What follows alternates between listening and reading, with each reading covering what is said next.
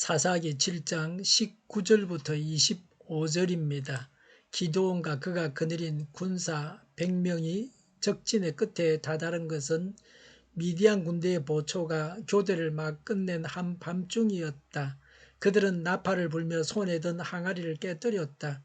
세 부대가 모두 나팔을 불며 단지를 깨고 왼손에는 횃불을 들고 오른손에는 나팔을 들고 불면서 주님의 칼이다, 기드온의 칼이다 하고 외쳤다. 그리고 그들이 저마다 제자리에 서서 적진을 포위하니 적군은 모두 아우성치며 달아났다. 300명이 나팔을 불 때에 주님께서 모든 적들이 저희들끼리 칼로 치게 하셨다. 적군은 도망하여 서레라의 베시다와 또 답밭에 가까운 아벨 모홀라의 경계선까지 후퇴하였다. 납달리 지파와 아셀 지파와 온 므낫세 지파에서 모인 이스라엘 사람들이 미디안 군대를 추격하였다.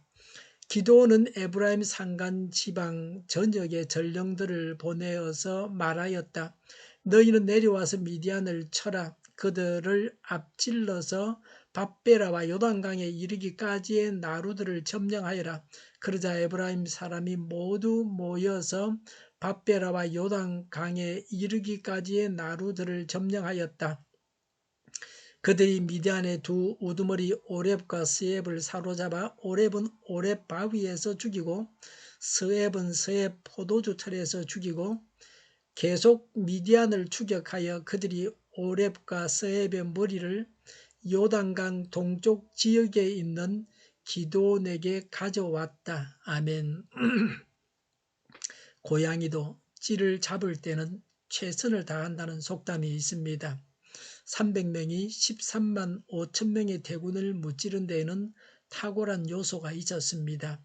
19절에 보초가 교대를 막 끝낸 한밤중이라고 했습니다. 밤 10시 30분쯤이었습니다. 기드온과 군사 100명이 적진 끝에 다다른 것은 미디안 군대 보초가 교대를 막 끝낸 한밤중이었습니다. 그들은 나팔을 불면서 손에 든 항아리를 깨뜨렸습니다. 20절에 세 부대가 모두 나팔을 불며 단지를 깨고 왼손에는 횃불을 들고 오른손에는 나팔을 들고 불면서 주님의 칼이다, 기드온의 칼이다 하고 외쳤습니다. 일사불란하게 기드온을 따랐습니다. 정예병이었기 때문에 적을 깜짝같이 속일 수 있었습니다. 그래서 적은 혼비백산했습니다. 만약에 정예병이 아니었다고 하면 대군을 앞에 두고 소수의 군인들이 무기도 가지지 아니하고 감히 나팔을 불고 횃불을 쳐들 수 없습니다. 겁이 나서 다 도망치고 말았을 것입니다. 미디안 군대와 기드온의 군사들은 좋은 대조를 이루고 있습니다. 미디안은 대군에 무장을 했습니다. 기드온 군대는 소수였고 손에 칼도 어떤 무기도 없었습니다. 미디안은 두려워 떨었고 기드온은 담대했습니다. 하나님은 미디안 군대의 마음속에 두려움을 주셨고 기드온 군대의 마음속에는 담대함을 주셨습니다. 기드온과 300용사는 오직 하나님을 믿고 담대했습니다. 오직 믿음으로 담대하시기 바랍니다. 복음의 나팔, 진리의 횃불을 사용해야 합니다. 나팔이나 횃불은 무기가 아닙니다. 그러나 하나님을 의지한 300용사의 손에 들려졌을 때에 강한 무기가 되었습니다. 우리도 세상에 나갈 때에 복음과 진리의 말씀을 가지고 나가야 합니다. 나팔과 횃불을 세상 사람들은 미련하게 여깁니다. 그러나 하나님 나라를 확장하는 강력한 무기입니다. 복음과 진리 외에는 사람을 구원하는 것이 없습니다. 예수님을 전할 때 사람들이 구원을 받습니다. 21절에 저마다 제 자리에서 적진을 포위하니 적군은 모두 아우성치며 달아났습니다. 22절에 나팔을 불 때 주님께서 모든 적들이 저희들끼리 칼로 치게 하셨습니다. 적군은 도망하여 후퇴하였습니다. 이스라엘 군사들이 적진에 들어가서 싸운 것이 아닙니다. 나팔을 불고 횃불만 밝혔습니다. 그러나 그 결과는 엄청났습니다.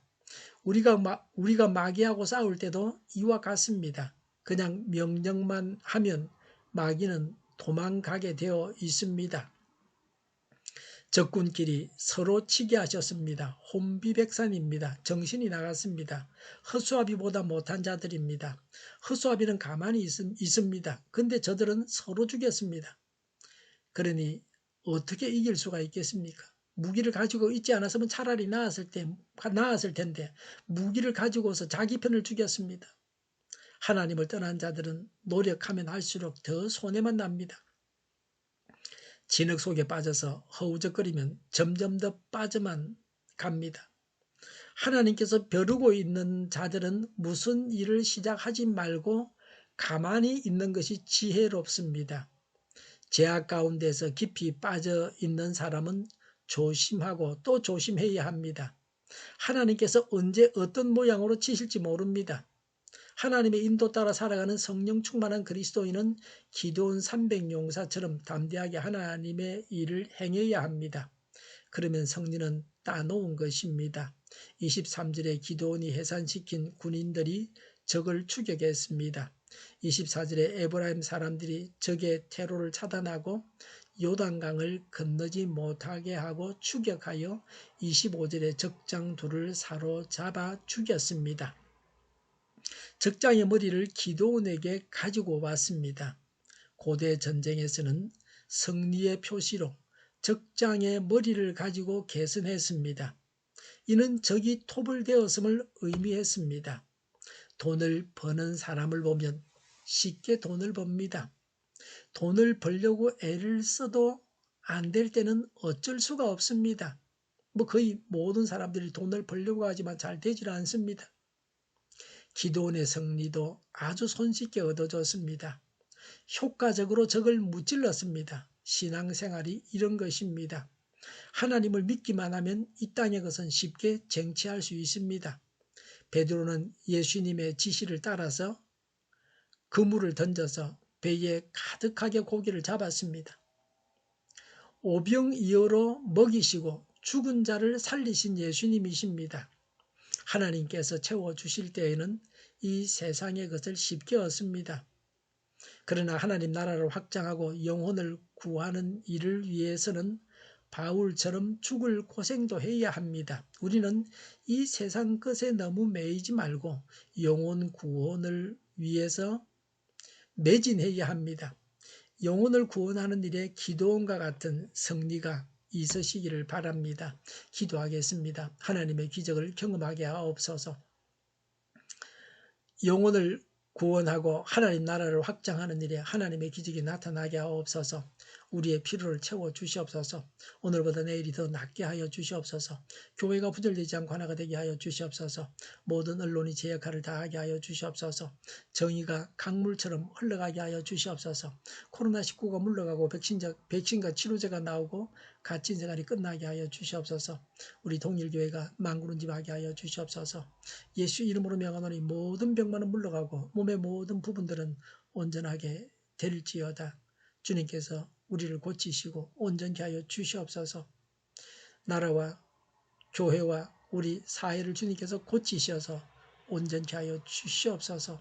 가지치기를 하듯이 제거할 것은 제거하고 악을 제거해서 저희를 온전케 하여 주시옵소서. 저희와 교회와 이 나라의 민족을 불쌍히 여겨 주시옵소서. 늘 맑은 공기를 마실 수 있게 하여 주시옵소서. 하나님께서 기뻐하시는 나라가 되게 하여 주시옵소서. 오늘도 하나님 안에서 차고 넘치는 삶, 복된 삶을 살게 하여 주시옵소서. 감사와 찬양을 주님께 돌려드리며 예수님의 이름으로 기도하옵나이다. 아멘.